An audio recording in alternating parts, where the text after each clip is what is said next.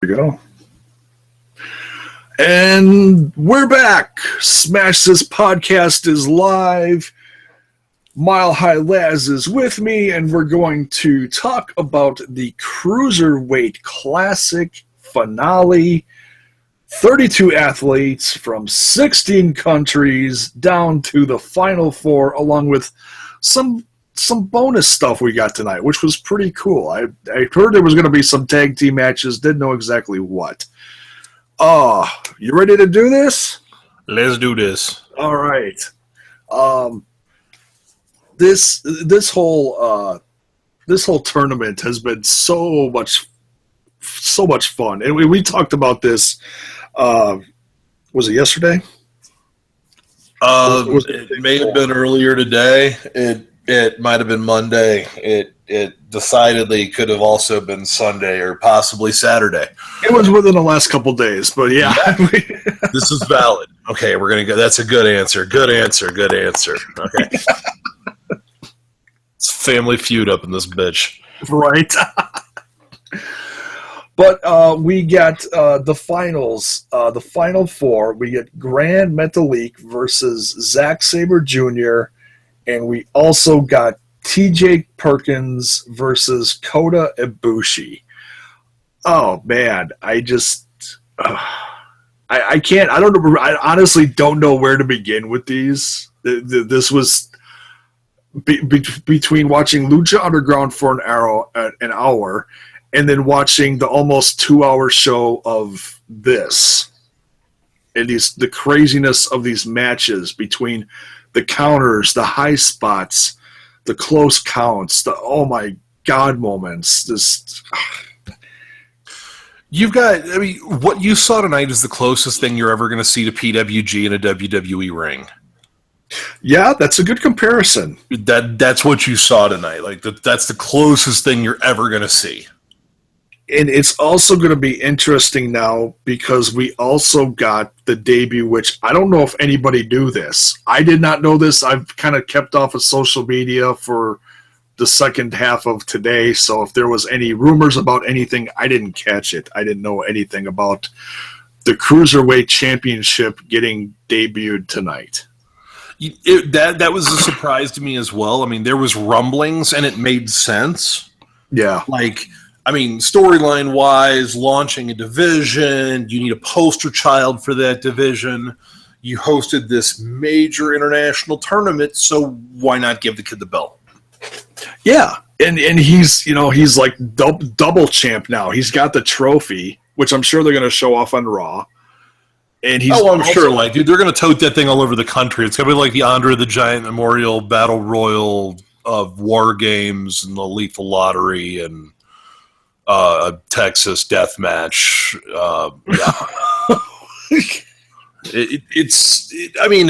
They're like, what's going to end up happening is they're going to keep having these little tournaments and they're going to keep accumulating trophies.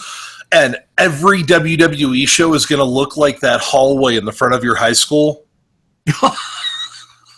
The case with everything. Yeah, they're going to have them plugged in and shit. They're all going to be display. People are going to get thrown through them.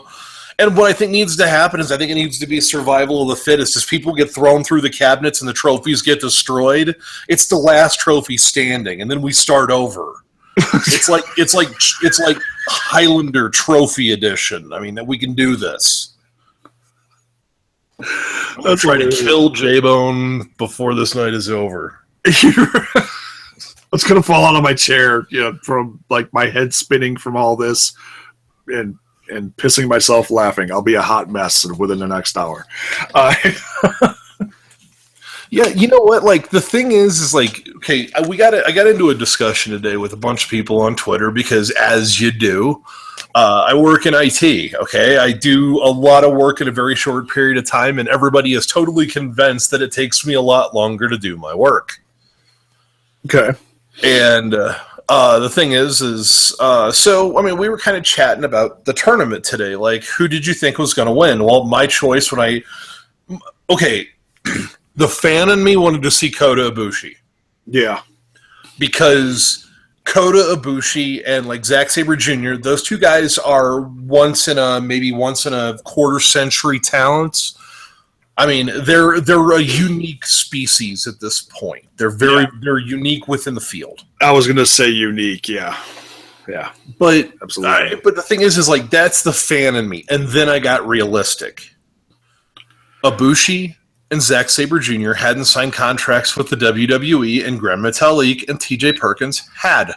Yes, exactly. And at the end of the day, if we have learned nothing else over the course of the last 15 years, the WWE always wins. Yeah, There was no way they were going to let that trophy walk out. It just wasn't going to happen. no, I couldn't see that either. Unless you knew they were going to come back at some point within the next, like, oh, look who just walked in a couple months later. It's so-and-so who won the trophy. Oh, why is he here? Something like that. Or like, if there's like that before, but you've got a storyline already written. Like, neither one of these guys are under contract. You're a publicly traded company. You have to tell everybody everything. yeah. Now, so neither one of these guys are under official contract. The internet knows that. Now, okay, who's to say Vinnie Mac and Papa H, they didn't invite him over by the pool in Stamford this last weekend and say, hey, look, Zach, Coda, here's kind of the idea of what we're going to do. What we want you to do is we want you to win and leave. You're going to take the belt with you. And you're just going to be like, you know what? I beat everybody here. I know what the talent is on the roster right now, and you guys aren't currently ready for me. And then he just disappears. Poof, gone. Yeah. And then when he comes back, then all of a sudden that's a huge thing because, say, in the meantime, they make an interim champion because Zack Sabre Jr. is just gone. So they they have an interim champion, and then you have a pre-made feud the second he walks back in the door. I mean, they had so many different routes they could go with this, and like the actual thought process, like when you put two and two together, T.J. Perkins speaks English as a first language, which is huge. Oh yeah. I mean, that's a massive thing, especially when you're launching a division. You don't want to have somebody speaking through an interpreter, plain and simple. Yeah, and not to sound racist, but I was thinking that as well. Yeah, it's like you don't. And it's not racist. It's modern media. It's media in this country. If you are not speaking English on television, you are programming to a very, very small audience. Or you're programming to a growing audience in this country. But the thing is a majority of that audience also speaks English as well. Yeah. I mean, the ones that would be the exception to the rule. Yeah. So it's this, I looked at it from that perspective. And also, dude, Perkins has got a great story. He does. He has the start. How's that Drake song go? Started at the bottom, now we're here. Yeah, we started from the bottom, now we're here. Yeah. Yeah, he is that entire book in the total package. I am going to mark this right now that he is going to be the hip-hop Sami Zayn. He is going to be that underdog, counted out, but he's got a swagger to him. Like he's banking on you to underestimate him. Yeah.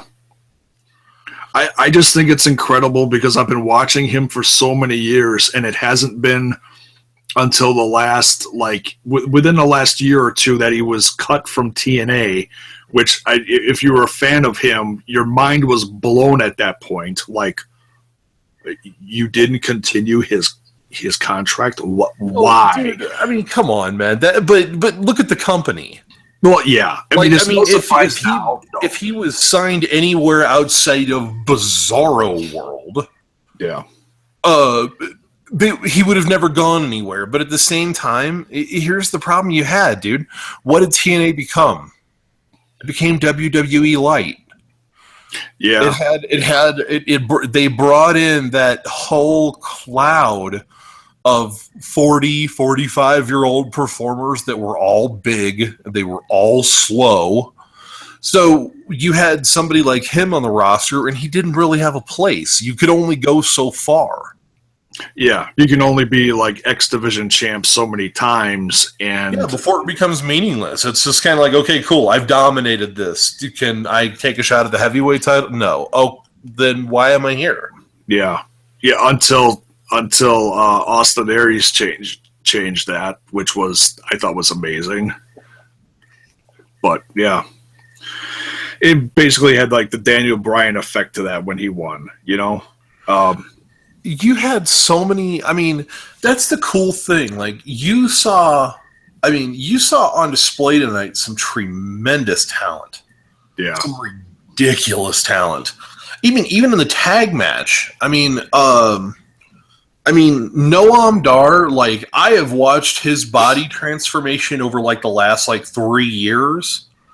That kid, like, I am so friggin' proud of that kid. It's like I've watched him grow up. Yeah. Because you got to take into consideration, man. I'm watching ICW shows and Scottish Whip shows and stuff like that from 4 or 5 years ago. Dude, he's in the ring at 16, 17 years old. That's crazy. It's like, now granted, it's kind of like I've watched this on like a compressed timeline because I caught up late in the game, but it's like, it's crazy because you're watching show to show and you're seeing this progressive evolution and you're seeing it in real time. Yeah. I'm just shocked that they're taking a kid that young and slingshotting him right to the main roster. I mean, it's awesome. I'm sure he'll be okay. It just depends on what they do with these guys once they're on the main roster. Are they going to give them all some time? Me personally, I would have liked to have seen, if you take 10 guys, that's fine, but I would have liked to have seen 5 on Raw and 5 on SmackDown.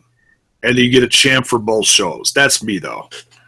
I mean, you know what I would honestly like to see, and this is just me. Okay, they have the NXT arena every week. Okay, like they're permanently situated there. Now, what about on Monday nights? What about you give me a 2-hour Raw that kicks total ass, and you give me 1 hour of a show from NXT? You give me 1 hour of a show of Cruiserweights where it's an independent storyline. You're doing 2 things there. You're building new stars up because you're actually giving them time, and they're not sitting there with any of the heavyweights on the roster that are taking up the sunlight. Yeah. And the other thing you're doing is you're shortening Raw that's already too damn long. Yeah. Yeah, I usually don't complain about it lately, but especially the way Raw's been this past month, barring Kevin Owens being champ, it's just ridiculous. Well, I mean, it's like I'm trying to think of ways, because it's the problem that Raw has and the problem that SmackDown has is both of these brands are tainted with Vince McMahon. Yeah.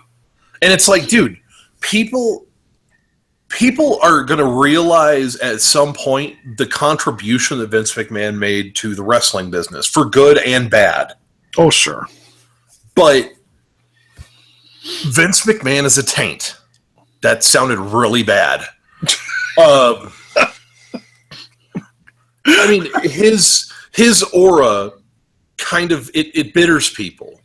If for some reason now, if it's good, they give it to Triple H. If it's bad, they blame it on Vince. I'm guilty of it as well. Yeah. Oh, sure. But I think that they need something, maybe set it separate, maybe have a different, give it a different feel. Don't put a fucking McMahon on the show. Or if they show up, have them kind of take a tour through, like, wow, what the hell do you guys got going on here? Or they come down every once in a while to enter closed negotiations to bring up new talent. Yeah. I mean, I could write a million storylines And they would be easy to write, because the beautiful aspect is through NXT, you're making this a nationally televised product, and through NXT, you're giving them you're basically, you are furthering their development before you put them on what you refer to as your flagship program. Oh, they're not somebody just walking out of the mist like Apollo Crews. Now, dude, I love Uhaa Nation. Like, the dude is one of the most physically gifted people probably in the WWE, but he's smiling guy. He is, yeah. He's just happy. Like, it's like, I want to see these guys get took an awesomely huge shit, and I'm smiling. Yeah, it's like, I want to see these guys get some time. Like, tell me why I care about these people. Like, that's what I get into about wrestling. Like, I'm a story guy in that respect. Yeah. Like, I love the in-ring action, and I totally respect that end of it. But at the same time, it's like, if you don't give me a reason to care, it's PWG. Yeah. Now, granted, dude, PWG is an amazing product, dude, and they will never knock anything they do, because those guys push the envelope. Yeah. But they're programmed to be a very, very spot-heavy product. That's the way they're built. Yeah. Now, in NXT, they could I mean, it's like, I want to see you have to be able to care about these people. I mean, if you're going to give me a weekly episodic television show, you have to give me a reason to care. Mm-hmm. Because if not, then it's kind of like you run into the problem you have now, where you don't have any real true defined stars, and your primary heel is the brand. Yeah. It's like, you can't do that. I mean, that was the beautiful aspect about wrestling in the 80s. The WWF was the facilitator of the place to have the fight. That's what their role was. Oh, yeah. I mean, and that, to me, that's what wrestling should be. The promoter should just go, okay, you don't like this guy, yeah? Okay, and you don't like that guy, yeah? Cool. I'm going to put on a wrestling match, and I want you guys to come down and have it out. That's wrestling for 80 years. Yeah.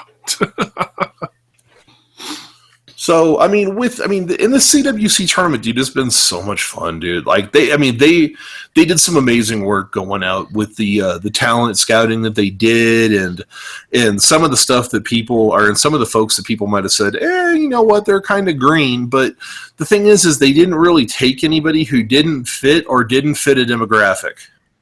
Yeah, and if they did look green, they were only in one match. Yeah, so they had their 5 minutes of fame, but they didn't have a chance to stink up the joint. But I also want you to do something. I want you to go back and look at the tournament, look at the people who were eliminated in the first and second round, and look at their nations of origin. This was marketing, man, plain and simple. Okay. I mean, Ho-Ho Lun, he opens up Shanghai, okay? The WWE is trying like hell to get into China. Oh yeah, and they're making big steps now, because we just talked about this. They just signed the first 6-7 people from China and put them in NXT.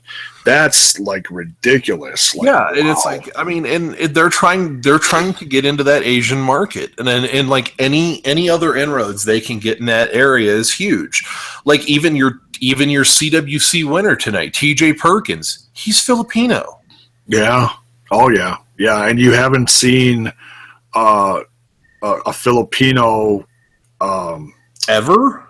Well, no, I'm just saying it's been a while since you've had someone come out and say, "Oh, very proud of their Filipino heritage." The last one that I can think of is actually Batista. Yeah, and it's one of those things, but it's like, I like the fact that like these people are embracing where they come from. Yeah. Like, I mean, I enjoy that aspect of it, and we really haven't had any presentation from any of these people that it felt contrite, where it felt super forced. It felt super WWE. No, in fact, you couldn't just have somebody come out. Yeah, you just couldn't come out with like maybe a little flag on your shorts or something. You had to come out and be the Patriot. Like, it wasn't anything like on that level. I mean, like, you didn't have. I mean, like, the closest you came to that was probably Davari, but that's actually his gimmick. Yeah. So that wasn't a situation where, like, the WWE said, hey, look, you know what? That guy, let's put a turban on him. It'll be hilarious. No. That's his gimmick. That's what he does. Yeah. Now, granted, 20 years ago, that would have been the WWE slapping it on his head. Oh, totally. But, like, now, it's kind of like one of those things where it's like, it's cool that, like, the one thing I kind of dug about this tournament, like, even more than anything else, was you actually saw a little bit of these actual performers. Like, as far as their presentation on the ramp, like, they hadn't been engineered yet. Yeah. Like, I enjoyed that aspect of it, where it was kind of like, it wasn't Enzo where, like, dude, no, granted, I love the intro more than as much as anybody, okay? But, like, dude, I swear he knows how many steps he has to take to one end of the stage and he knows how many steps to shuffle backwards to get to the other end of the stage. Yeah. Like, it's just muscle memory at this point. So, yeah, like, it was in a controlled environment. It looked big, but it was kept simple. You know, like, the production was top notch, dude. Like, that's the one thing I will give them total props for, and that's something I really honestly like. That style of setup, I would love to see that for more, like, WWE house shows. Yeah.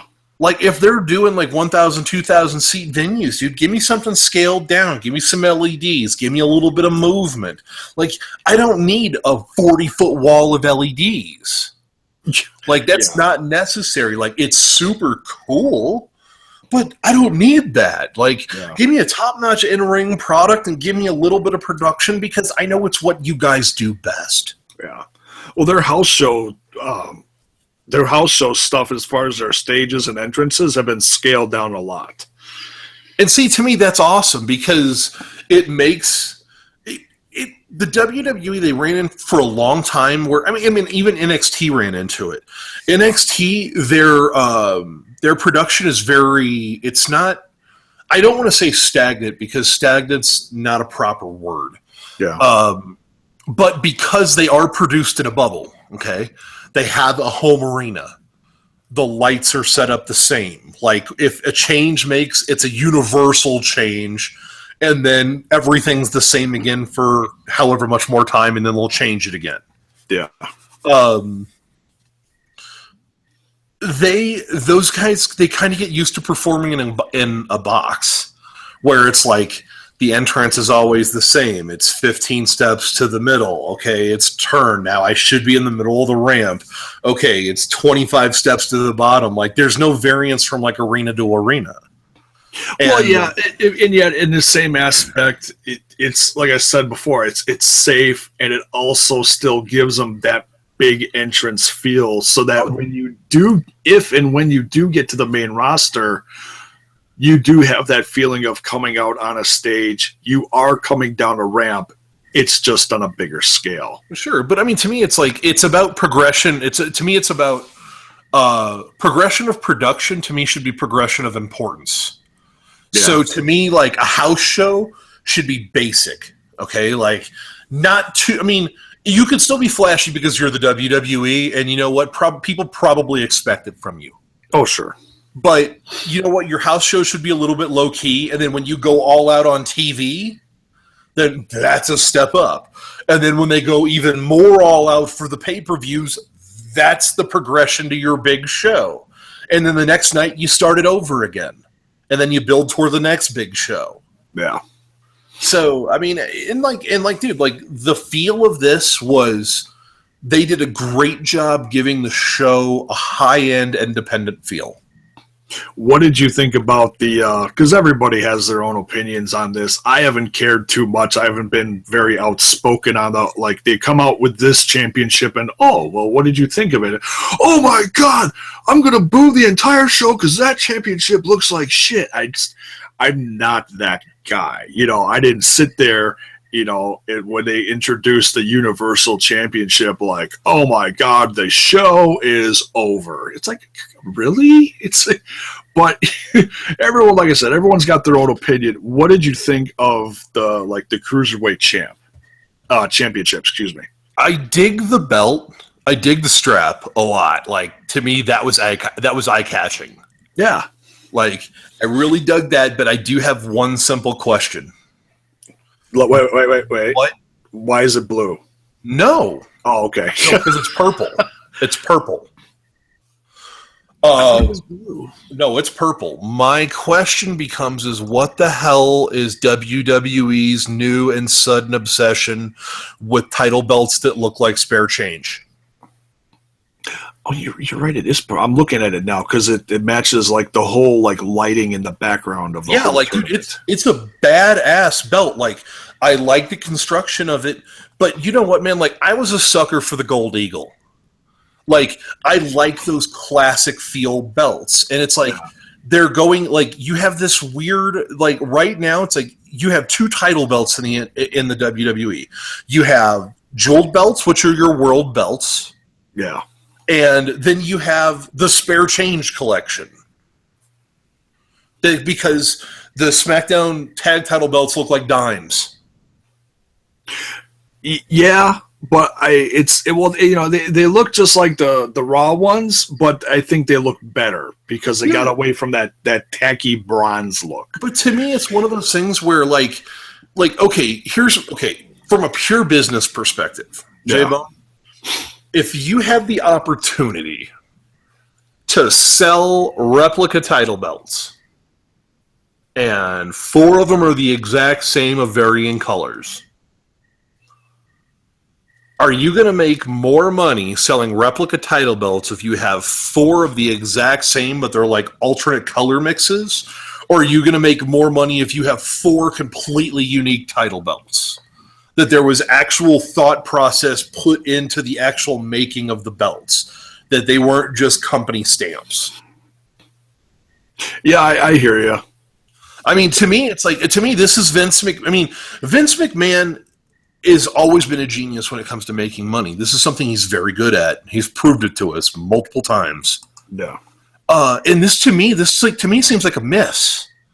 It's like you're going like, Vince, like you're throwing away money, man. Like, you've got stacks of money, like, just waiting to be made.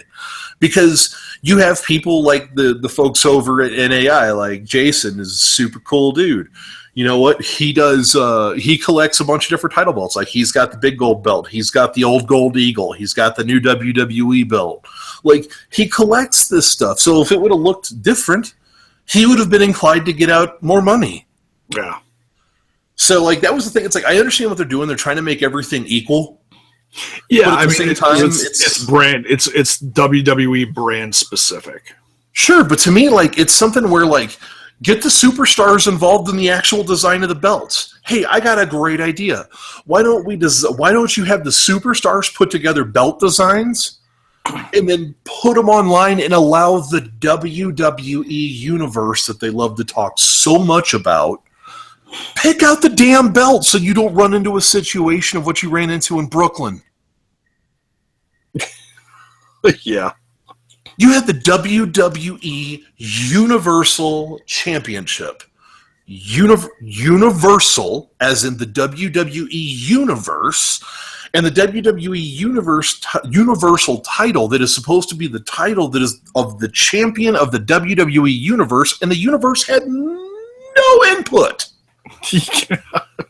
So it's like, I mean, but once again, this is the WWE saying one thing, putting forth an assumption of one thing, and then we kind of have to double back and then realize that in the end, we don't really matter. They're going to continue on at whatever they're going to do. Whatever we do, you're going to love it. Exactly. And it's one of those things where it's like, I've kind of hit the point where it's like, I'm kind of take it or leave it with a lot of stuff, but it's like, I want to like it because it's my childhood. Yeah. It's like I want to like it. But it's like when I see bad storytelling or lazy storytelling and you're just sitting there going like, "Oh, come on, guys. Like, you went with the easiest leg. Give me something more." And it's like with these cruiserweights, like, I really hope they give us a little bit of background. Like, even if they give them 5 or 10 minutes a show, where we get a 2-minute vignette with Jack Gallagher or a 2-minute vignette with TJ Perkins, or maybe there's a training segment with a couple of the guys or whatever. I mean, there's so many different things they can do. Yeah. But we have to get something. Yeah. My fear in all this, and I pray to God I'm not jinxing it, because this is typical WWE. We've seen this a million times in the past, that we get something to the effect of, we get some awesome matches to start off with, but then it starts, like Vince starts getting bored with it, and he starts having shit like oh, okay, we're going to get a match on Raw, first ever Cruiserweight Championship match between TJ Perkins and, we'll just say, Rich Swann. And halfway through the match, all of a sudden, things are really heating up. Crowd's starting to really get into it because they're starting to love the Cruiserweights. And all of a sudden, Braun Strowman comes out and destroys him and kills the match. You know, that's what I'm praying we don't get from the WWE, is that they keep the competition stiff between the Cruiserweights, and the Cruiserweights don't get lost in a bunch of other stupid other storyline bullshit. I mean, you know, rivalries is okay. They want to develop a few different characters on Raw for these guys to make them a little more eye-catching or something, give them some personality. Because some of these guys, you look at them like Jack Gallagher. It's like, you look at him, he's got a unique look. Right.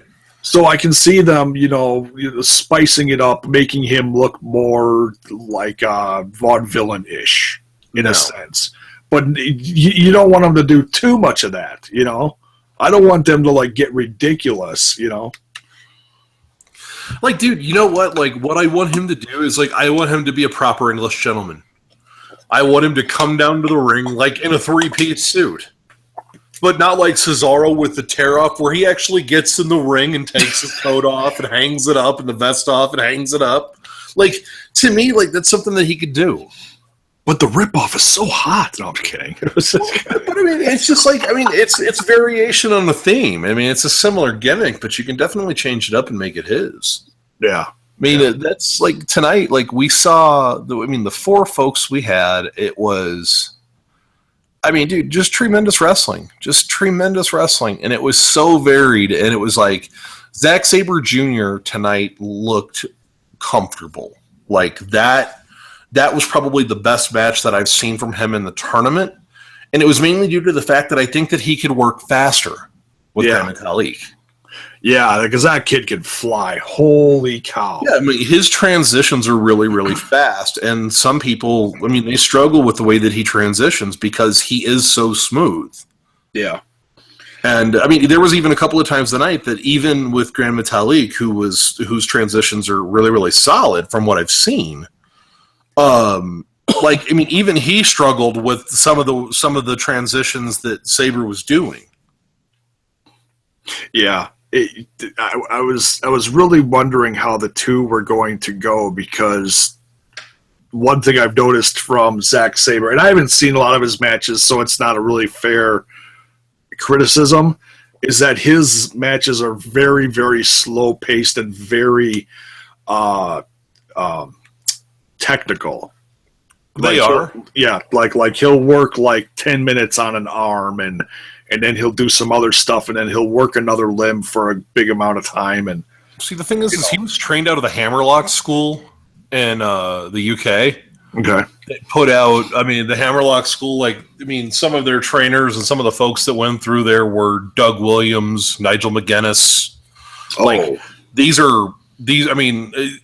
are very, very technical wrestlers. Now, granted, with Regal and McGuinness and Doug Williams, now, granted, they adapted to the U.S. style. Yeah. And I think Zack Sabre Jr. will do more of that. But the thing is you have to take into consideration, where has he primarily worked? The UK. Yeah. So you're dealing with more classically trained grapplers. And he's also working in Japan, where a lot of your wrestlers, the people who end up in wrestling, are like judokan, or they were in kickboxing, or they were in another martial art, or whatever. Yeah. So this is something that's not foreign to them. Whereas you have some of these guys, like especially in the U.S. Indies, like now, granted, dude, no, it's come a light years in the last couple of years because they realized that they had to catch up with Europe. Yeah. But like his kind of wrestling, like it's going to be hit or miss with a lot of people because there's going to be some people that aren't going to be able to deal with the finger locks to the wrist lock to the elbow, like just people that are not going to be able to cope with that. Yeah, and you see that every great once in a while, but not hardly at all. Like I've seen, I almost said Moxley. I've seen Dean Ambrose do that in a couple of matches where he's got more time to do some more little, technical things, and not just bounce off the ropes with a big lariat or something like that. Yeah, and that's the problem you run into, and that's where my concern sits with them being on Raw. Yeah, I mean, Raw has a bad history of choking this division out. Yeah, and they've got 10 of them, and that also worries me. I mean, you're not going to have all 10 of them every week. Yeah, it's like this is what my hope is. Okay, I hope we don't see a bunch of tag matches that are just mixed tags. Like I'm good on that. I don't want to see that every week. Like if we see one every once in a while, cool, whatever. Like I mean, it gets all the boys some work and right, gets them on TV or whatever. Like that's fine, but it's like I don't want that to be the core of the division. How about a 5-on-5? Ooh. Well, yeah, I mean you're running into the situation where we saw the 3-woman mixed tag match for like 3 straight weeks heading into the Backlash pay-per-view. So it's like they run into that. That's where my worry comes in, is they're going to kind of get lost in that haze. But like what my hope is because these are the vanilla midgets. Vince has no interest in this. That's what my hope is. I hope that Vince has no interest, and this is just kind of something that's given to Triple H. It's like, well, you know what? You own this now, pal. And at that rate, you know what? That gives Triple H the opportunity to book something to where we can find out. Like, that's going to give him the opportunity to be able to book something on Raw that we can directly attribute to Triple H. So if it's good, we can give him praise. If it's bad, we can not. Yeah, exactly. I mean, that's where the problem you run into creatively right now with the WWE. That's the reason why Vince McMahon is blamed for everything bad. Always. Because he's the last pen in the line. Yeah. Like, I mean, it's always his fault. If it's bad, it's his fault. If it's good, it's Triple H. That's magical. Like, how something good happens, does that paperwork like shift lanes on the boardroom table? Like, these are things I don't know. Yeah. Magically. Yeah, and I mean, it's like, you had Metalik and Sabre. They put on a great match. You had Perkins and Kota Ibushi. That was a tremendous match. Oh, just ridiculous. And I've seen a lot more from TJ Perkins over the years when he was, in TNA for how many years as Manic / suicide / whatever. Yeah. I mean, he was a couple different things over the years, usually under a mask. I think he was always under a mask. I don't think he was ever unmasked. In fact, I don't think I've seen him unmasked until he was gone from the company. Then I was like, oh, now this guy has a personality, Yeah, like I saw him, I got introduced to Perkins through PWG, and I mean, he worked out there for a while. Then he kind of disappeared from out there. I think he was kind of working a little bit more internationally. Yeah. But yeah, I mean, he's going to be he's going to be a really good talent because he's a feel-good story. He is. He's very charismatic. He comes out, he does the dance thing, but he doesn't overdo it. He gives you that, and I hate using this word, he's got some swag to him. Yeah. And the other important thing is here's once again things I have an issue with. I already know more about TJ Perkins than I know about Apollo Crews. Okay. Why? Because they have told his story. Yeah. He has his story. His real story is so just crazy that it worked. Yeah. So, like, it's like, I know what his backstory is. I know what his motivation is. At one point, he was homeless. His motivation now is to never go back to where he was. Okay, that's a motivation. Okay, I already respect his wins more because I realize that he is working to become better. Yeah. I mean, like, in like stuff like that, I mean, like, dude, that's basic storytelling. Why the hell do I care about this person? Yeah. Instead of just throwing some new guy out there and, oh, it's Joe Smo. He just came up from NXT. You're supposed to be excited about him just because he came up from NXT. And, oh, by the way, did we tell you that he's from NXT? Now you're supposed to go nuts. Yeah. What? No, and it's like, but see, that's where they run into the problem, dude. Yeah. This is the reason why they're not creating stars. Yeah. This is the reason why they're not creating stars, is because nobody really has a backstory that anybody gives a shit about. Nobody cares. Yeah. Because WWE has rewritten their own history so many times that history's meaningless. To them, it's so convoluted. It's like every time they announced, like, oh, Kendrick and London were the longest reigning tag team champions of all time. No, they weren't. Dude, I love Paul London. I dig the hell out of Brian Kendrick, but no, they were not. Yeah. Well, they actually mentioned tag team champions of all time was Demolition, and then all of a sudden, dude, that name was resurrected from the damn ashes in the last 6 weeks. It's the weirdest friggin' thing. Yeah, they actually brought up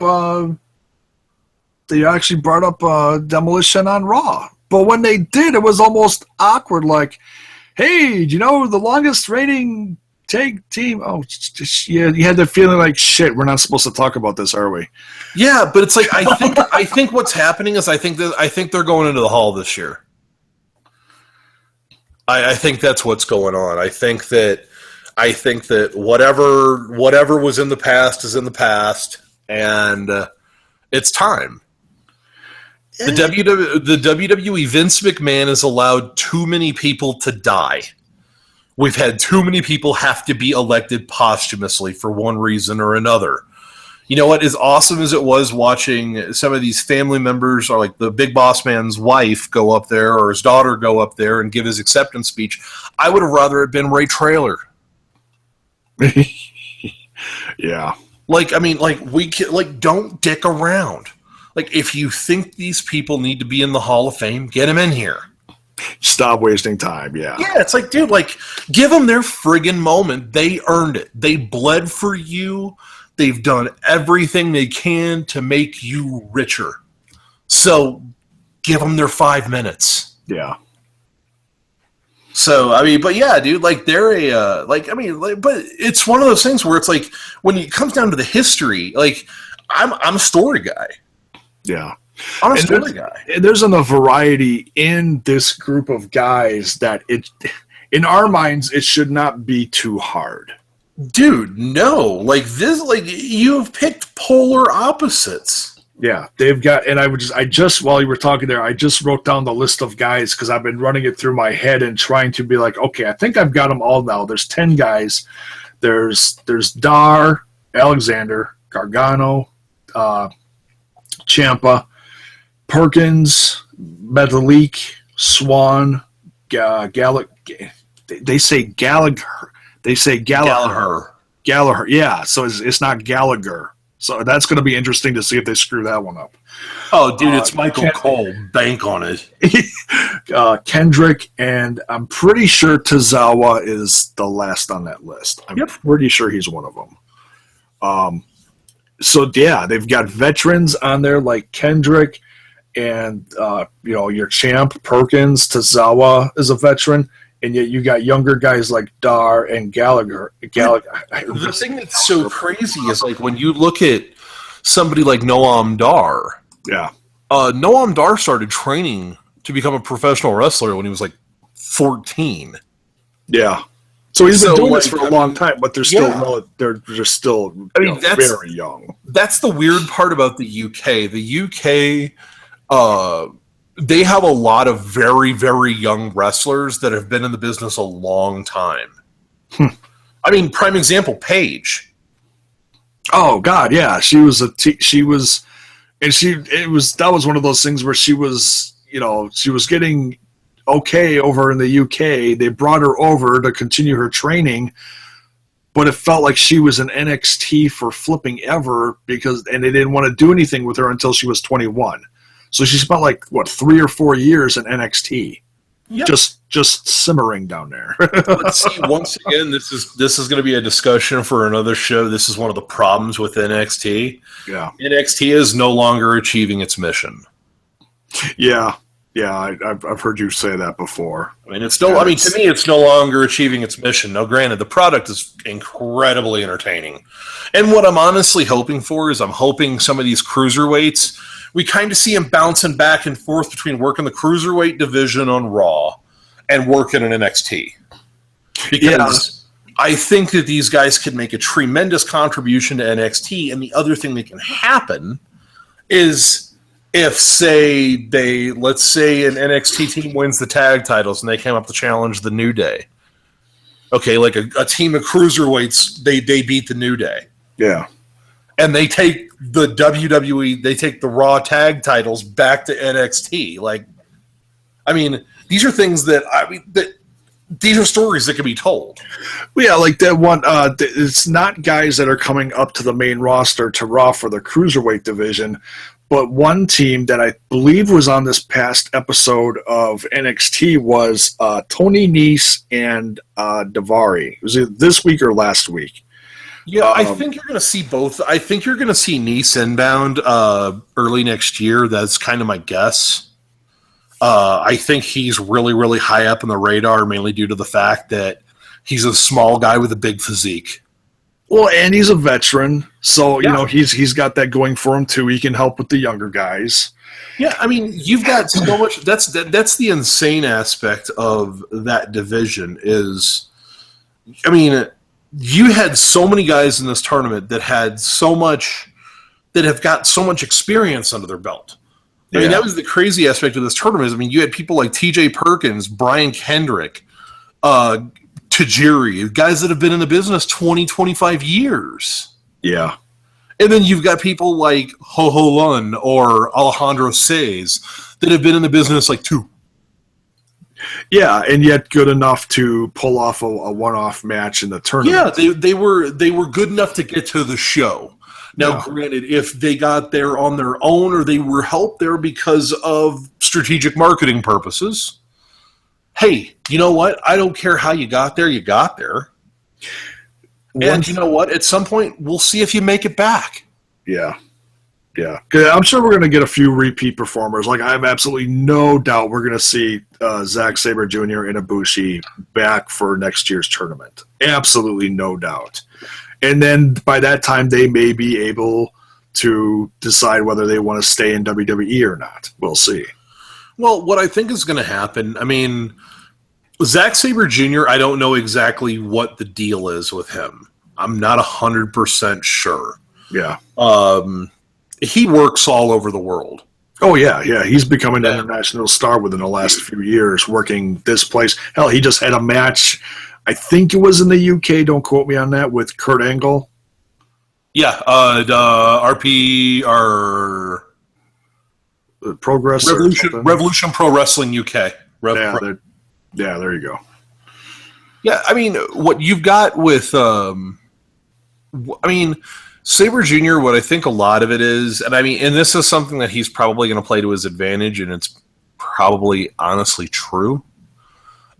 Zack Sabre Jr. is a far sexier chase target than he is if he just bellies up to the table day one. He's one of those guys that he has a big enough name internationally that he could probably leverage it into more money. Yeah. Same thing with Ibushi. Ibushi's in a very, very similar boat. But I think, Ibushi has said basically point blank he has unfinished business. Zack Sabre Jr. is in the same boat. Zack Sabre Jr. holds a couple major international titles. Ah, okay. I think he still holds the Rev Pro title. He holds the PWG title. I mean, he holds a couple of other, fairly high-profile independent titles. Right. Yeah. So, and it's one of those things where I think he may be taking a situation where he's going to work selective dates. He's going to keep money coming in, and I think he may be doing kind of a Will Ospreay thing. I think he may be giving his body a rest. Yeah. Where he's working 100 dates a year instead of 200. So, a lot of those guys, and I'm sure they make decent skrill for 100 dates. Oh yeah. Well, especially if they're, if like say they do a stint for over the course of like a 3-week thing over in New Japan, I'm sure they're getting paid to come over. Like Will Ospreay was this year. And you've got, but it's that process, it's that sharing process that I think that can work to their advantage. Like, to me, this tournament is going to work more like NXT should than NXT actually does. Basically, we brought guys in, we got them on a big stage, we gave them a look, we evaluated them, we know where they're at, we've told them where they need to go, and where the hell are they going? They're going back out to the Indies, where they should be. Oh, yeah. Yeah. So back out in the Indies, they're going to be able to go out, they're going to be able to take that checklist that the WWE handed them and saying, you need to work on X, Y, and Z. And they can use it to further educate themselves, and they can also put that little star next to their name, like, "Hey, I was a part of this," and that was pretty freaking awesome. They were a part of it, but they can also, it works both ways. They can parlay it because they were in the WWE CWC tournament.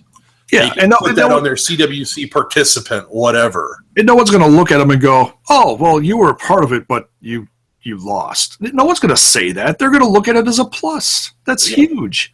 And plus, the other thing is in the independents, you set your schedule. You work as many dates as you can get your hands on, or as many dates as you choose to. Yeah. And granted, some guys, they want to work Friday and Saturday. That's what they want to work, and that's it. Okay, cool. You work Friday and Saturday then. Or then you have people like Ricky Morton who worked like 14 matches on Sunday afternoon between noon and 2:30. Like, the guy's 146 years old currently, and the guy works a busier independent schedule than most of the independent stars. Well, shit, he should be in Lucha Underground in that one storyline. Dude, no shit. Ricky Morton would be like, "Oh, bitch, you're 100 years old." Shit. Look at this. You know what? When you were born, I was 40. Right. So, it's just this crazy thing. But the thing is to me, this is working the way that it should. It's kind of like they got brought in, they got evaluated. Okay, they went through their physical, they did all this stuff that the WWE is going to want to do as far as medical. You know what that allows them to do? Call them up whenever they want. Yeah.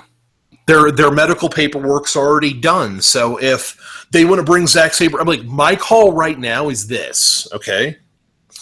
I want The Miz to get into Daniel Bryan's face and berate him every week for the next 2 months. Okay. Take me all the way up to the Survivor Series. And then Daniel Bryan finally just snaps. Like, he looks at Shane and goes, "This has got to stop. This has got to stop. This has got to stop. You know what? You're not going to let me get in the ring because God knows I've asked. Yeah. So what you need to allow me to do is you need to allow me to select a champion." And The Miz walks out to the ring, and he's standing in the middle of the ring, and the music hits, and it's Zack Sabre Jr. And Daniel Bryan literally follows him down the ramp with like an office chair and sits there and smiles as The Miz gets stretched beyond belief. Like, this is a story that writes itself. That's genius right there. I love that. I mean, this is a story that writes itself, and it's like the beautiful aspect of it is like that's the kind of cool part about this that people really didn't look at. I mean, it gives them some avenues that are not necessarily under the umbrella day one. And like, the part that if you guys are listening to this and going, I don't understand what's so great about it. If it ever did happen and something like this actually did see the light of day, the exclamation point on it that makes this like just all give us goosebumps thinking about something like this is the reaction from Mauro Ranallo seeing someone like Zack Sabre Jr. coming down to the ring and him going, "Mamma mia! Oh my God, it's Zack Sabre Jr. Last year he was in the CWC," and he would just go on for like 5 minutes. And just the thing is all over. He would put him over so big that the crowd at home, even if they had no idea who Zack Sabre Jr. was, would be sold on him. And that's the only reason why I want half of the Cruiserweights to go to SmackDown, so that I can get Mauro Ranallo like I did on the CWC calling some of these matches. Because, man, I love Mauro Ranallo. I am so miserable that Maggle Cole... The what? That Maggle Cole... Oh, my God. is going to be calling these matches. There's gonna be a fucking Blue Thunder everything, and it's just like no. But did you notice who came in as part of the little like between match segments that was introduced from Raw? It wasn't Michael Cole. Corey Graves. Yes, that might be part of the saving grace of but see, the thing is Michael Cole is still your primary voice. Yeah, and Corey Graves has been healing it up a lot. So I'm hoping he's playing the Jerry Lawler role. That's what he's doing. Oh yeah. But he's also knowledgeable, and he's getting better and better. I've seen him flub here and there. I mean, he's still, he's still doing a good job though. Dude, Michael Cole called a Michinoku driver a Blue Thunder bomb 3 weeks in a row. Yeah, I know. It's like 3 weeks in a row. Don't you think somebody would have said, Michael, look, this is a Blue Thunder bomb. This is a Michinoku driver. Okay. Like Sami Zayn just walks up to him at the booth up there, takes his hat off, hits him over the head with his own hat, and walks away like, oh, bitch, stop that. I mean, like, that's the thing I'm worried about. Is like the thing is these cruiserweight matches are going to be quick. Yeah. And you have got a lot of people in that current broadcast alignment that are plotting announcers. It's like, I mean, it would be like having JR call a Ring of Honor match. Now, dude, I love JR. But trying to put him in a Ring of Honor match, that just sounds like a horror show. He would just do a million. Oh, my God. Well, dude, he wouldn't even do that. He'd be like, well, I have no idea what the hell that's called because Dr. Death Steve Williams never did that. It's like, JR, we all love the Doc. He died 20 years ago, buddy. It's going to be all right. Right. But, yeah, I mean, it's like, I mean, to me, it's like these guys... It really, really annoyed me that they didn't end up on SmackDown. I would have honestly rather have had a more limited superstar roster, like take some more people over to Raw and put that over on SmackDown because I think the announcers would do a better job of getting it over. Yeah. I mean, I think that's a lot of it. I think that's my primary concern because, I mean, you had T.J. Perkins tonight. I mean, he put on a hell of a show. The guy is pretty... I've seen a lot of manic matches. I've seen a lot of suicide matches, and they're great. But this whole thing was so special because, and I've said this once before, and I'll say it again. In every single match out of this tournament, you always saw something, at least I saw something new that I've never seen before. Some kind of special move, some kind of submission, some kind of escape, some kind of high-flying, holy shit, that I've never seen anybody do that before. You know? Yeah, you saw. I mean, like that's the cool thing about this is like that's the reason why I said it was the closest thing to PWG you'll ever see in a WWE ring. You're never bored watching these. I mean, and the nice part about it is I thought that the structuring of the matches by everybody from the first round all the way to the final, I thought that the structuring of the matches was spot on. Like, the first round was better than anything, better than most things you see on Raw or SmackDown as far as match activity. Yeah. But at the same time, you're dealing with guys that are basically just kind of in there just trying to get themselves over. Yeah. You've got a lot of those. I mean, see, dude, like the only thing I'm worried about is like, I mean, honestly, like primary concerns for Raw is them being given enough time. Yeah, I don't want to see a 2-minute cruiserweight match. Yeah, it sounds really weird to say that on a 3-hour show that's already too long. Yeah. But you think it's a no-brainer. Yeah, like you would think. I mean, like to me, it's like give these guys 45 minutes a show. Yeah, give them 45 minutes a show. Let them go out there and do a 10-minute match. Let them run commercial break to commercial break. Like, let them go out and show what they can do. You know what? It may keep a couple of people watching that third hour. Stick a match in each hour of the show. It's not that hard. Kick it off with the cruiserweights on Monday. Be like, hey, introduce them. Okay, now we're going to have a match. Second hour, halfway through. Remember these guys? Okay, we're bringing them back. Here's another match. Last hour, right before the main event, boom. Some more of them. That'd be perfect. Yeah, I mean, this is going to come down to this division is going to be as successful as Vince McMahon wants it to be. Yeah.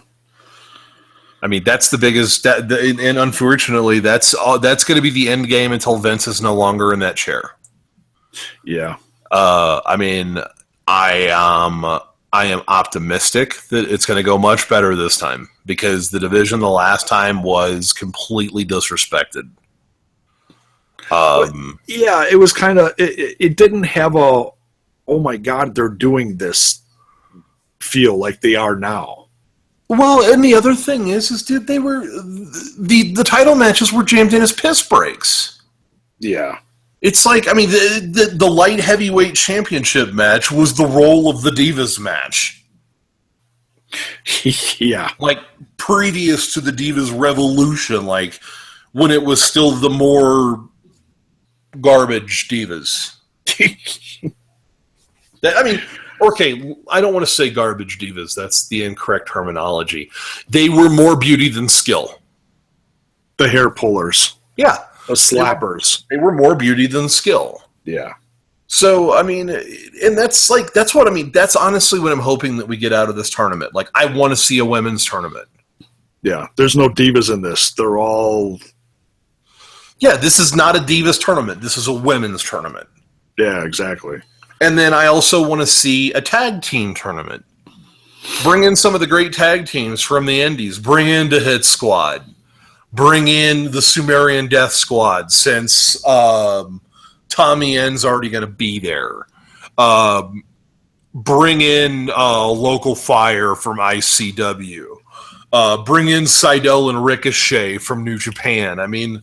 Bring in the Young Bucks. I mean, like, you could bring in whoever. I mean, you could go globally and pull out any number of 100 tag teams. Oh, and just because the NXT tag team division is kind of, you know, they're going through a refresh phase, introducing new teams, and, you know, I think they're kind of lacking, you know. I mean, the champs are great. Don't get me wrong. But they're in a turnover phase. I was hoping... Because they had what they call the Bollywood boys. Oh yeah, the Sarahs. Yes, in the tournament, obviously separate because it's a one-on-one tournament. That they would keep those guys in NXT, sign them as an NXT tag team. I would have loved to have seen a guy, those guys you will see on the NXT roster here sooner rather than later, but you'll see them brought in as a tag team. Yeah. Because they open up a 2.1 billion person market. Exactly. Yeah, from India. Yeah, Yep. I'm just talking sheer marketing. and not Like, it's not the they great will Kali. work it. It's something that's like, oh man, look at these guys go. It's Yeah, not they Kali will- walks down or barely can walk down to the ring, one chop. Hey, represent my country. No, these guys can go out there and holy shit, look at these guys go, and they're from India. And and the thing is they can go, and they put on a show, Yeah, and it's going to be something totally different. yeah. I mean, you got those guys, and the other thing that I wanted to see out of this, I want to see a heavyweight tournament. Oh, like big guys Big from all over the place. Lads wrestling. Give me a big lads wrestling tournament, and give me the heavyweights from all over the freaking world. Yeah, Because I mean, like, we started talking about it today, dude. And once again, this is a thing for another episode. This tournament, dude, the amount of talent that was missing from this tournament is almost as stacked as the list of talent that was in it. Oh, sure. I'm sure there's plenty of conversations about, why didn't they get this guy or why didn't they get that guy? Yeah, I hear you. Well, I mean, there's guys that you know why they're not there. I mean, because they're under contract other places. Oh, sure. But still, it's like one of those things that, like, I would like to redraft that tournament with my Cruiserweight Classic. Like, if I could just do whatever the hell I wanted. Yeah. And just go out and basically draft my own field of 32, like, that would be a riotous good time. Pick half of the Lucha Underground roster. Boom. Yeah, I mean, there would be a chunk of them, dude. I mean, my first draft pick overall, Dalton Castle. Oh, there you go. Is he? What does he weigh? 195. Oh, okay. All right. Now, some of those guys, you can't tell if they're under 200 or if they're like 220-ish. Some are hard to tell. Okay. And my other selection, Marty Scurll. Who? Marty Scurll. Yeah, give me the villain all day. Oh yeah, he just signed with Ring of Honor. Yeah. Who wants to be a heel? Yeah. Give me a guy that doesn't care what people think. He's okay being the bad guy. Give me that guy. Yeah. So I mean, yeah, dude. We could go on about this all night, guys. If you haven't watched the show, please go watch it. Yeah, it was totally worth it. The entire show was absolutely lights out.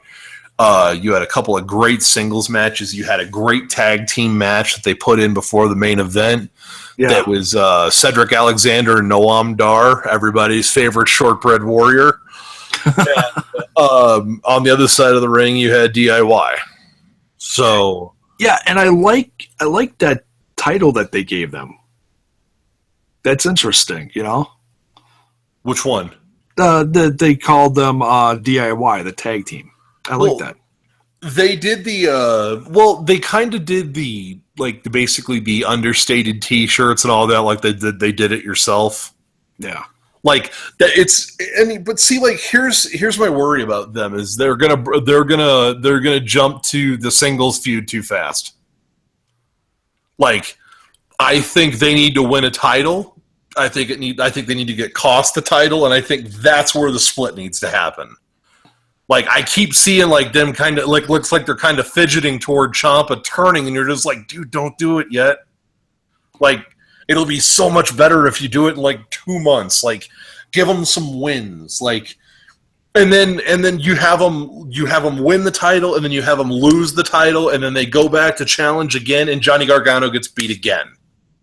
Are you saying before they go to the main roster? Yeah. Okay. Because the thing is like, I don't think you're going to see those guys as a tag team on the main roster. I think they're going to be blended in with the Cruiserweight division and kind of tussled through like the IC title picture. It's going to be interesting to see what they do. I mean, and some of these guys you can really do because most of this tournament, I think there's only a couple times where you saw someone get booed because they acted a little heelish or they acted a little pompous, and there was the guys that didn't stick around much longer than like a match in the tournament. Yeah, I mean, for the guys that are going to Raw, I would say Ciampa, easy heel. Kendrick, cake. He could do heel all day. He comes out there. He's got the music already, and he could just dance down to the ring. And I remember that guy. Oh, I remember why I hate him, because he's all pompous and everything. There's a couple of these. Tozawa, I think, could pull off a heel because he's like the crazy Japanese guy. He'd be like, Like I wrote a skit the other day in my head that I want to see. I want to see Jack Gallagher having breakfast with Bob Backlund.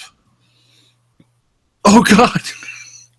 Because I think that the argument that they could have would be hysterical.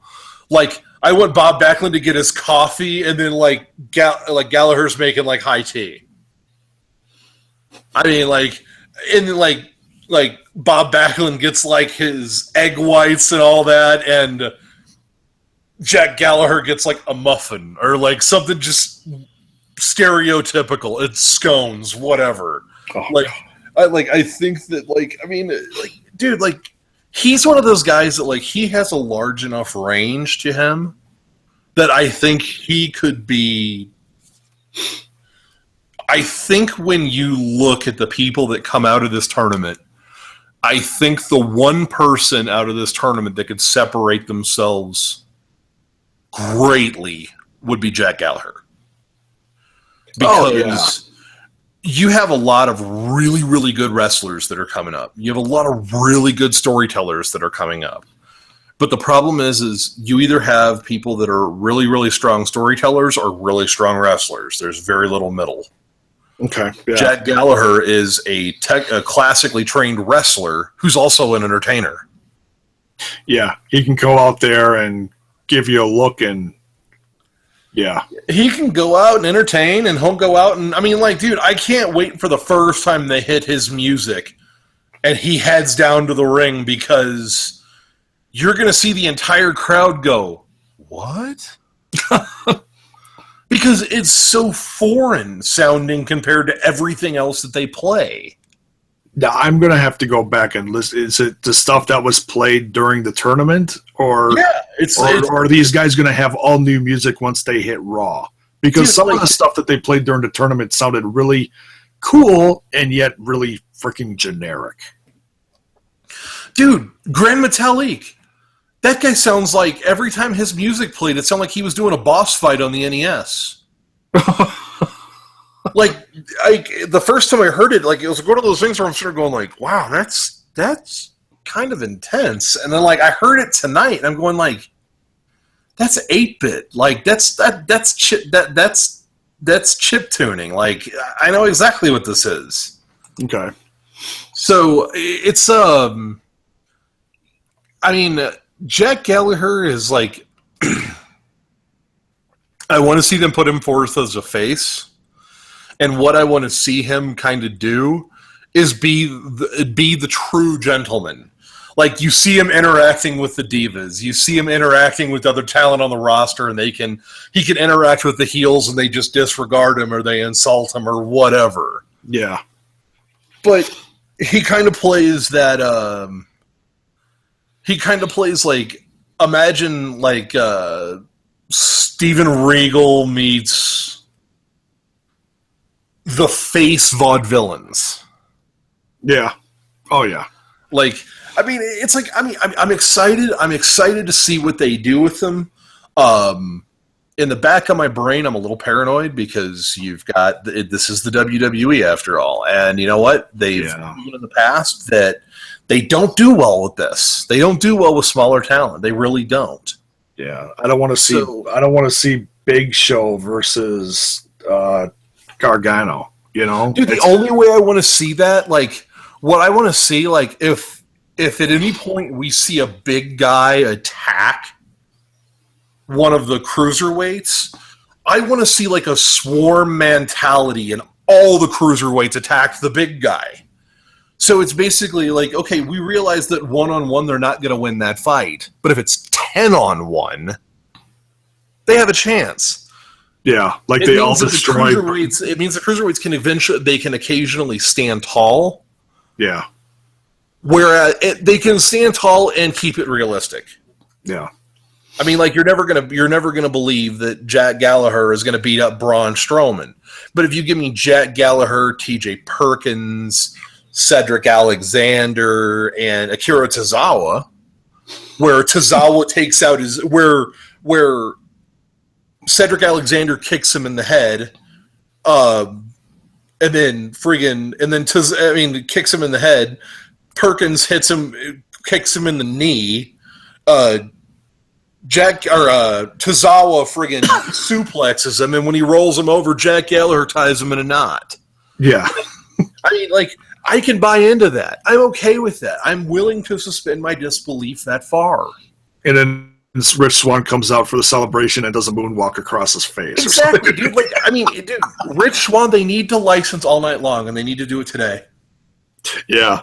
Like, and that's the thing, you know, and I didn't hear anything. I mean, I heard the crowd chanting that in the tournament, but I've never taken the time to see a lot of, like, YouTube matches of him, you know? Yeah. See if you can find anything from PWG. See if you can find any of his matches he did with Ricochet as the Inner City Machine Guns. Okay. It's, yeah, those guys, dude, like, that thing was totally organic, and it was just, it's crazy, dude. Like, PWG, when Rich Swann hits the ring, PWG is rocking. Yeah. Like, I mean, people are having a good time. People are singing along. Dude, like, they had a match where I think they sang along to, like, the first 4 minutes of the match. I mean, it was just unreal. Like, I mean, once again, dude, it's the bizarro, beautiful world of Reseda, where, like, the crowd is an entity in and of itself. Yeah. So, I'm optimistic because I see them having quality parts. Yeah. Now, I'm curious to see what they do with these parts. Yeah, and we're going into, they've got 2 weeks until the next pay-per-view on Raw. So you know they're going to throw some of the cruiserweights somehow in the pay-per-view. What I think is going to happen there is I think what it's going to – and it's like I hate that I'm saying this. It's going to be a ladder match. Oh. It's going to be a ladder match. Well, yeah, that would make sense because, I mean, they've got the championship. I keep forgetting once in a while that it's like I don't think it's going to be for I don't think it's going to be for the title. I think it's going to be for number one contendership, where basically they're gonna compete since it's such a short window. They're going to compete for the number one contendership to wrestle for the title at the next pay-per-view. Oh, that'd be interesting. And I hate that.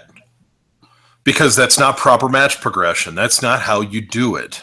It's more extreme, and it's not showing off the true talent of these guys. The thing is, you're doing the one thing the WWE has despised. You're encouraging people to become spot monkeys. Yeah. Whereas the WWE for years is like, oh, well, you know what? We don't do that stuff. Like, that's that spot monkey shit. And it's kind of like, guys... Like, okay, like, you think it's spot monkey shit, but the problem you've got is that's where the business is going. The business is going to evolve through this, and then what we're going to do, dude, like, I mean, we're going full circle. We started off in Greco-Roman. Look at how many true wrestlers you have now that are wrestling. Yeah, guys out of that have that NCAA experience, you mean, right? Well, not even that, but I'm just talking about more true classical in-ring wrestling. Oh, okay. I mean, more wrist locks, more finger locks, more ankle locks. I mean, you've got people out there that are legit. I mean, that look like legit fighters. The Kyle O'Reillys, the Bobby Fishes, the Matt Riddles. Yeah. Guys, Matt Riddle is just. I'm starting to learn who Matt Riddle is over the course of over the summer. I keep hearing his name more and see little matches here and there. That guy is unbelievable. Yeah, you got. I mean, a lot of those guys where it's just it's the matter of, like, I mean, it's a matter of time, and it's like, I'm glad the WWE only brought in 10 of these guys for right now, because you don't want to bring in too many. Because if you bring in too many, I mean, 10, I think, is just about right. Yeah, I mean, to really make a significant difference, to be like, to make a good singles division where you're not seeing this, you're not going to see the same match twice in a month. I mean, I think 10's a good amount, but the nice part about it is they've got the next talent class sorted. They're basically just waiting for this wave to clear, and then once this wave clears, they'll be ready to bring in the next batch. Yeah, and within a year, you're probably, depending on the successfulness of this and how they book stuff, I have absolutely no doubt that you're going to get at least half these guys, if not more, going to SmackDown. SmackDown will get their own cruiserweights because there will be a demand for it. SmackDown fans will be like, we love SmackDown. We don't like Raw. We want the cruiserweights on SmackDown. And then that'll bring in the new wave to Raw. You think they'll do that? It's totally possible. Like, I mean, we're in a weird time with this brand split thing because everybody saw how the last one ended, and they're not buying into how this one's starting. Yeah. So I think that they're kind of damned if they do, damned if they don't here for probably another year, where they're going to kind of have to keep things exclusive. They're going to have to stick to their plan, because if they don't, the crowd's going to rip them apart. Well, the reason why people aren't buying into it yet, and it only matters to the people that sit there who are at these shows and that sit there and look up online for, house show or what happened after Raw this week? Oh, Dean Ambrose and John Cena showed up for the dark main event. What? They're SmackDown guys. That's the shit they got to stop. Well, I think they're going to. This is what's going on. Is I think they had a bunch of shows already booked previous to the split, and you had talent advertised. So if the talent was advertised, they have to perform. And another thing they need to stop doing, and then we'll wrap this up because I don't want to get off track too bad, is they need to sit there and say, oh, well, so-and-so didn't show up for this show, but he was advertised. Oh, we'll refund your money. That's bullshit. Card subject to change, bitch. Move on. But I didn't see John Cena. Well, I mean, see, I still bought his T-shirt. I think they're doing. I mean, I think that there's some issues where, like, I think they had Raw and like SmackDown did a house show the same night. That's a bad idea. That's what's going on a lot of Mondays. But that's just a bad idea. Yeah, like that's such a bad idea because you're not getting. You're robbing Peter to pay Paul. You're pulling away your television audience to go to a house show, and it's going to fill up halfway. Why? Because everybody's at home watching Raw. Yeah. Like, I mean, it's like, to me, it's kind of like you're going, guys, like, how, like, did you guys actually, like, were you guys high when you came up with this? Yeah, Because, or like the Monday Night Raw is in this city, and 2 hours away is a SmackDown house show. Yeah. Shit. No one's going to go to the SmackDown. There's another thing, Or the thing is like, are they going to have to, I mean, in my opinion, what they need to do is, like, I think that some of these, I think that they need to go to smaller venues. Like, when they're not filming TV, they need to be in smaller venues. Yeah, they don't need to book a 10 or 15,000 seat arena. They need to book a 7,500 seat arena and sell the bitch out. Yeah. I mean, because you're at that rate, you're generating your own hype again. You're getting the packed arenas that are legit packed. They're not tarped off in 80% of the upper deck. I mean, like, these things are sold out. No, it's not. Yeah, it's kind of like, it's sold out, but I'm looking at big flat areas that I know damn well there's seats. Yeah, they're just covered. So yeah, I mean, it's like, but it's, once again, man, this is Vince McMahon. Like, the guy is an evil genius. Like, the guy's been doing this for years. So I'm willing to give him a shot. Like, okay, you know what, man? Like, you know what? You see wrestling a lot different than I do at this point. And that's cool because it's all about presentation. I mean, you see it a lot differently than I do. It's like I can respect what you do, but it's not my wrestling of choice. Yeah. And the industry has changed so much since the last time we had cruiserweights in, and that was like right after the Monday Night Wars, and everybody came in from WCW because that was like the biggest, hottest cruiserweight thing going on. And they had a little international stuff going on, but it wasn't anything significant. Like you had Kai and Tai, but whatever. So yeah, there's the WCW. That was your international crowd because that was your whole Mexico contingent. Yeah. I mean, yeah, like Guerrero's, the Psychosis, Super Crazy, all those guys. I loved that, and now this is the closest thing because you're getting such an international feel, and because they put such a big focus on that in the Cruiserweight Classic that okay, there's all these guys, but they all represent something different, you know? Yeah, and that to me, that's the awesome part. Yeah, it's like. It throws a different focus on it. Well, and the other thing is like this group that they're starting this division with, they've selected wisely. Yeah. They've got a lot of different guys that have very different looks. Mm-hmm. Now, granted, some of that is genetic and some of it is clothing. Some of it's tattoos, whatever. Yeah. But it's not the cookie cutter division. It's not like how the Divas used to be, where everybody was a 36 double D and their hair was dyed blonde. Yeah, it's like for a while. I mean, it's kind of like I like these guys because everybody's a little different. Everybody's kind of got their own look. Like these are not your typical NXT drones, where you got guys that are immensely talented, but man, they're genetically engineered at this point. Yeah. So it's going to be a lot. I think it's going to be fun. It's just I just hope that they, yeah. I don't want to overthink this tonight, but yeah. Oh man, it's like I'm ready for it. It's kind of like one of those things where it's like, okay, you know what? Let's see what you guys have got. Like, I'm skeptical because you guys have done me wrong enough times that I need to be skeptical. But like you said, it's just one of those things where they need to give it to Trips and let Trips organize it, and let's hope that it doesn't get lost in the mix. Yeah, that's the biggest thing. It's like this is as successful as Vince McMahon wants it to be. Yeah. And if Vince puts his shoulder behind this and says, you know what, let's do it, that's going to make all the difference in the world.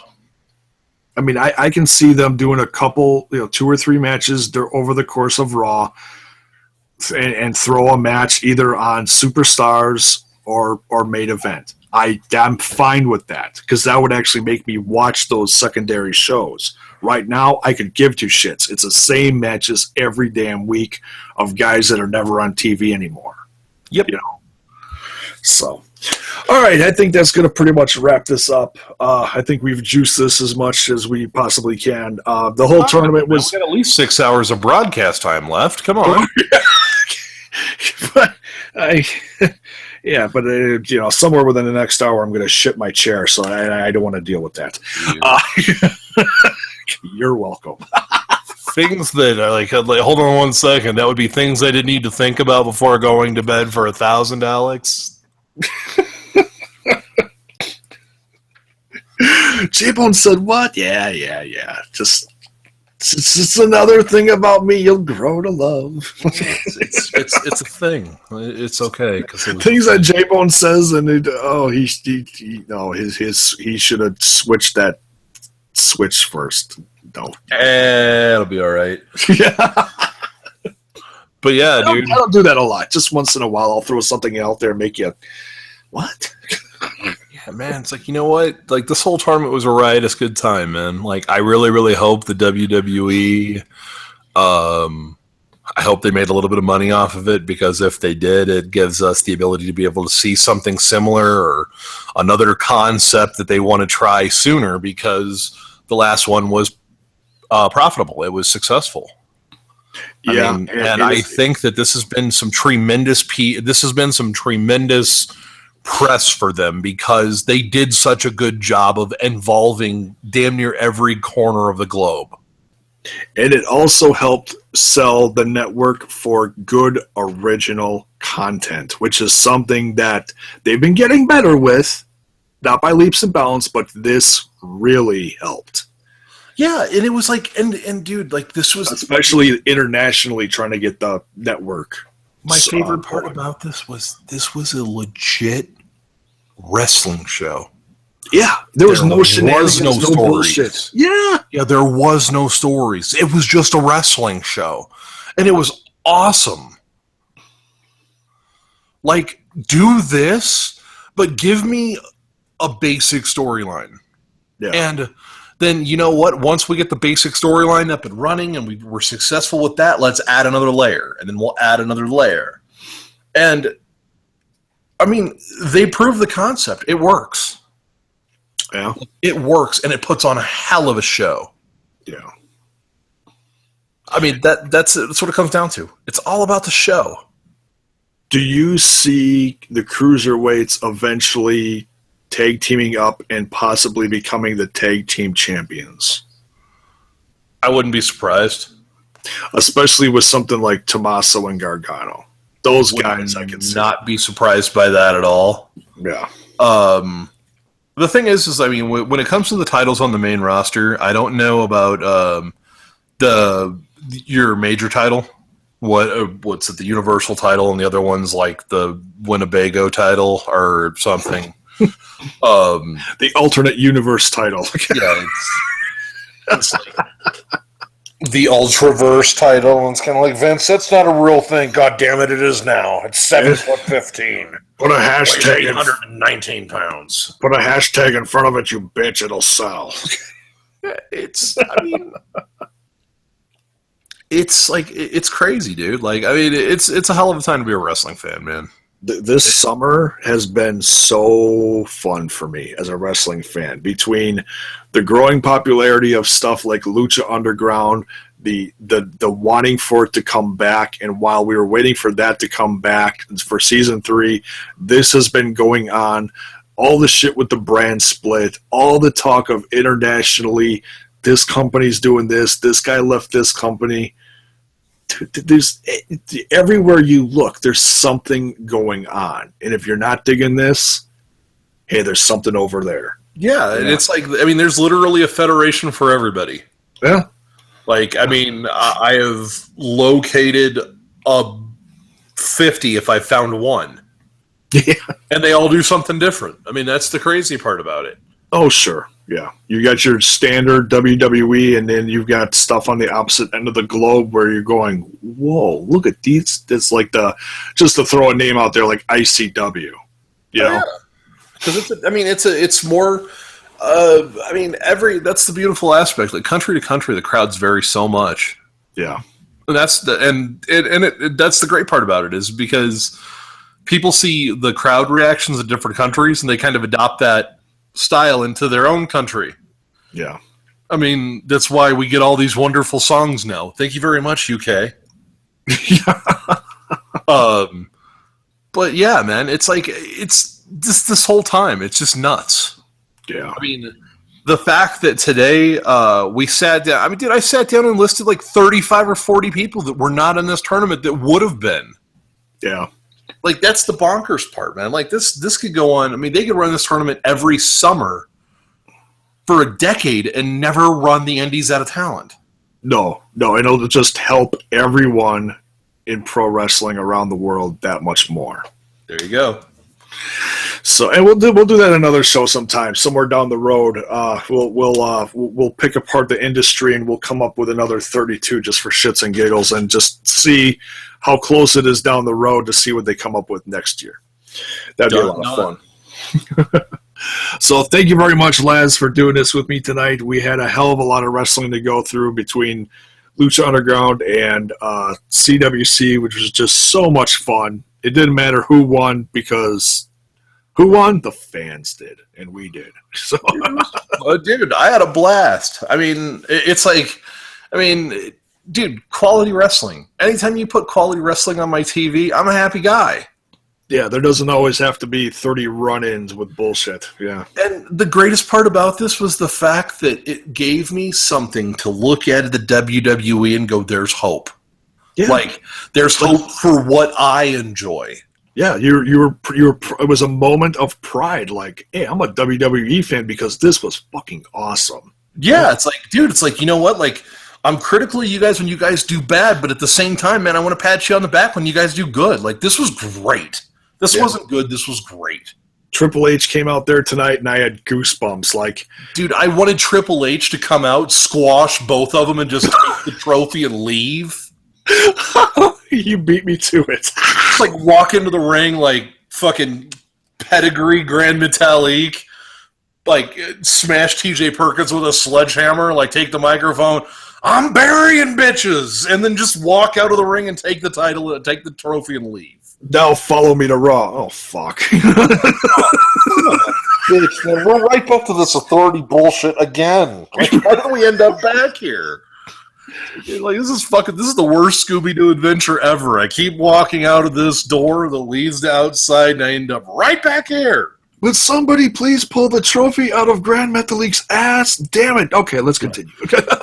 All right. Yeah. Triple H. Yeah. We realize he's a flyer. He didn't need tail fins. It's okay. JAYBONE, let's go to bed. That sounds good. It's like 1:15 in the morning your time. Guys, we have burnt the midnight oil for you, specifically. Yes, you. So, for JAYBONE, for myself, for the Cruiserweight Classic, and the 11 of you listening around the world, thank you. We hope. And good night. Later.